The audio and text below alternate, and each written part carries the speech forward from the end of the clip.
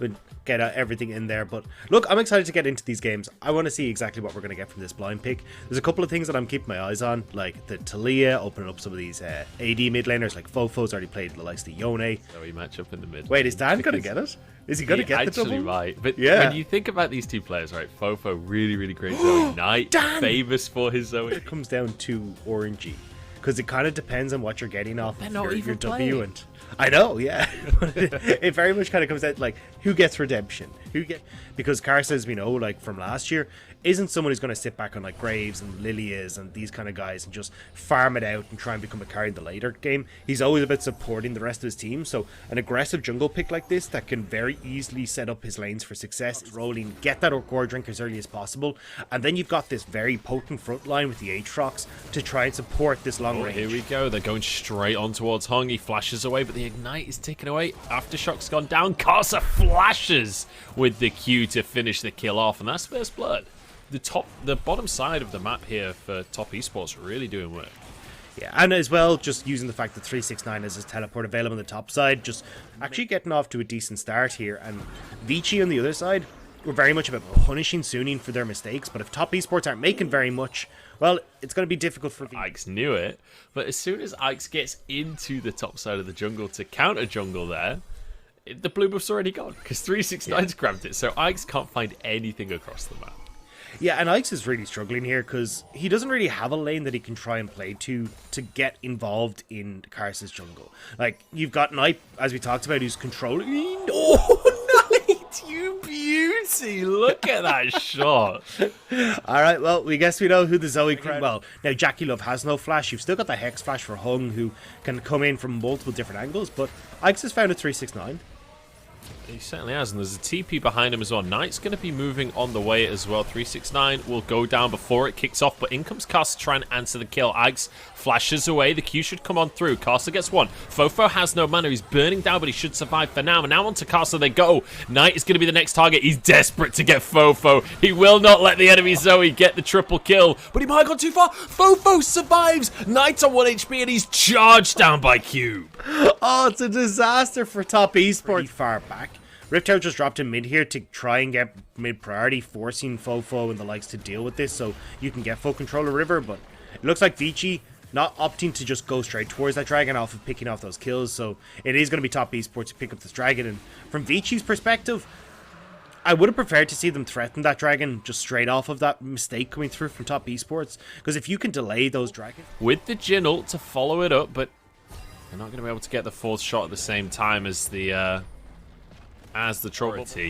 Just remember, iBoy is on Samira, so ultimately, if he doesn't die right at the start of the fight, he can just 1v9. That's very possible on this champion, so just keep your eyes out on that one.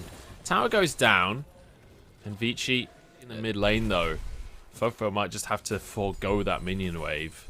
And everyone, this is tense actually. Everyone's just waiting for this fight to start. Dro goes in though. Hung to start this one off. Teleports from both top laners as Dro goes down to start the fight. iBoy still surviving as Karsa is in the back line right now. Knocked up, but he's got his Aegis Assault to keep him safe. A huge amount of damage coming out. And in comes 369, obliterating everyone. But iBoy survived for now. Aix escapes as well. Trouble bubbles galore as Knight is chunked out, but out comes 369. In goes Karsa to try and get some damage. iBoy used the ulti, but it doesn't hit anybody. He's forced away. In goes Knight over everybody. Karsa to finish off the kills, and Vici are left to run with their tails between their legs. And this is what I talked about, Munch. Once you get to these objective fights in the mid game, top esports always pop off. Juggling aggro so beautifully, just ebb and flow of these fights. It's like a dance for top esports, and they're able to come out victorious. That's going to be the kills. It's going to be their third dragon,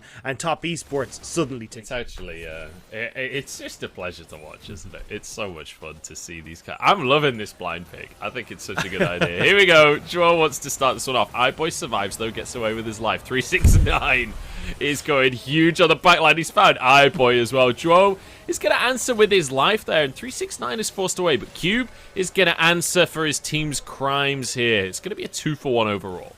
I mean, top esports now, they can just shove in this mid lane. They can hoosh over towards this Baron if they really want to. It's a cheeky little trouble bubble coming through from FoFo. I don't think there's any follow-up available here. Hung's going to be knocked up. There's some Infernal Chains as well. A Solar Flare. Top Esports. Like, they have so much range in comparison to top Esports. I mean, Zoe versus Zoe, but the Jhin certainly, those Deadly Flourishes do a lot more.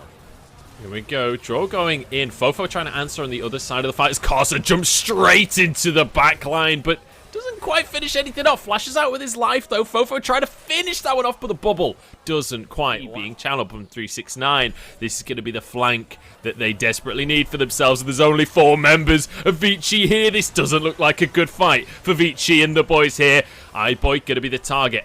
Spins around to keep himself safe. Fourth shot, 369 goes in, and boy does he know how to count. That's 2 for himself, make it a triple as Knight wants the kill onto FoFo, and he doesn't care about his teammates' multi-kill, that's for sure.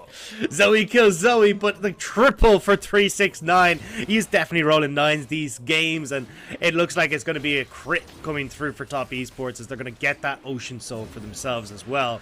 And again, just the team fights from top Esports. It's going to be fairly squishy. If FoFo can get a bubble onto Knight specifically, because JackeyLove has cleanse, so he ain't down to a bubble anytime soon.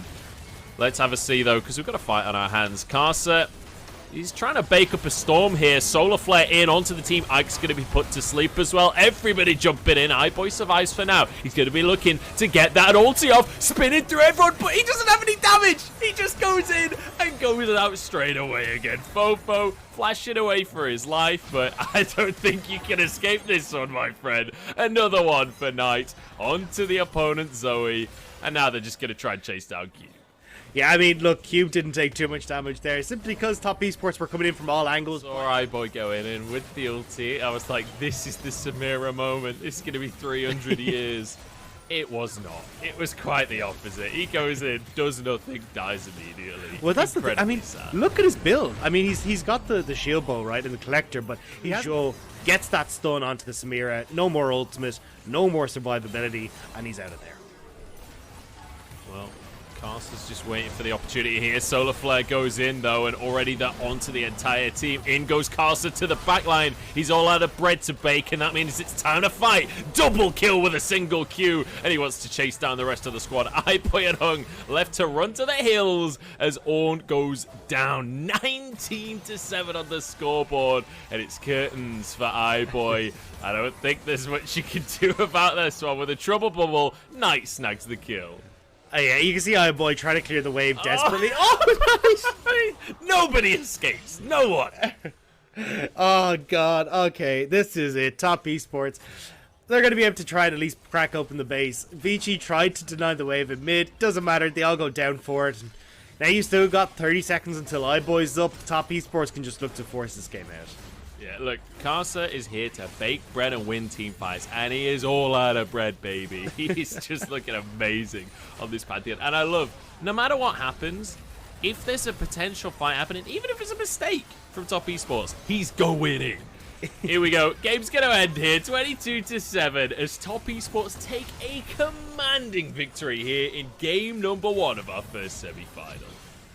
And look, it was in classic top Esports fashion, right? The lanes kind of a little bit slow. Karsa getting a gank here, a little bit there, but it's not really high-octane gameplay until we get to, when we look at 369, it's his ability to just read the map. It's like, look, I can shove in this Ornn in the top lane, but how do I try and just alleviate some of the pressure that is going to be going on towards Karsa? Well, I get towards Aix's jump.